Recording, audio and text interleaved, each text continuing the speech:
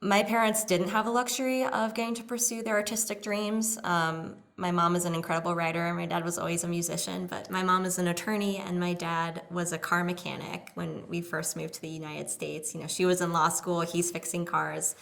And it was really wonderful when I mentioned that I was interested in film. They were the ones that really pushed me to go forward with, it wasn't even a dream at the time. It was just something I was interested in. They're the ones that encouraged me to go try it out at, summer camp. And then when time came to apply to colleges, they asked, okay, what major do you think you want? And I was thinking, okay, I need to make money. I need to, be a successful person just like my parents. And I said, maybe I'll go into international relations. I really like traveling. We speak a couple languages at home. I feel like that'd be an easy transition. And they turned to me and they were like, that's ridiculous. You're going to be miserable doing that. You love film. Why don't you go out for film? And my parents encouraged me to apply to NYU Film School. And they're the ones that really pushed me. And there's a saying that it takes 3 generations to be an artist. And I feel like I am the generation that gets to reap from the rewards that my ancestors have paved for me. I have had 10 internships, and I have been working in this industry for 10 years, and this is now my first full paying job where I actually have benefits and I know when my next paycheck is going to come in. I have worked very hard to get to where I am because I said yes to just about everything. You needed coffee, I would grab it. You needed somebody to convert your 100-page PDF into a Word doc before there were actual converters. I have been the one typing it all out by hand over and over again. I have copied reels of directors who to this day are directing like the next Spider-Man movie, and just rewatched so many of them to make sure there weren't errors in the DVDs. I cannot even tell you the amount of thankless, grubby jobs I have done to get to where I am now. And I think it's important to remember that whoever you're working for, or if you're just starting out, the person who's maybe in charge of your project has also paid those same dues.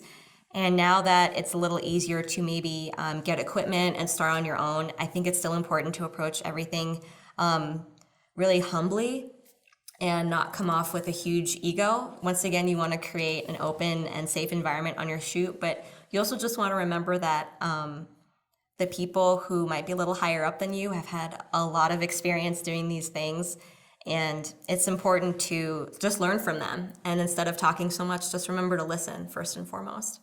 My long-term goals are to get signed with a larger production company where I am just working whenever I win a bid, and that would mean probably working less hours, but the stakes are so much higher because that's maybe my only job for the month. And then my goal is to have a job like that where I'm maybe working 1 out of every 4 weeks a month that lets me focus on my own projects. My ultimate plan is to take all of these work opportunities and positions to get better at being a director and ultimately create my first feature film. If you're interested in being a film director, then my first piece of advice is going to be to just shoot. Just shoot your own movies. There is no reason why you can't make a film with the tools that you have. There are so many wonderful films now being shot on an iPhone. And if you have an iPhone or a smartphone, that means that you have what it takes equipment-wise to make a feature film. So grab your friends, find a weekend and just make stuff happen, because you won't learn as much about directing from a book or from a website as you will than just being on a shoot and trying to make your dream come true.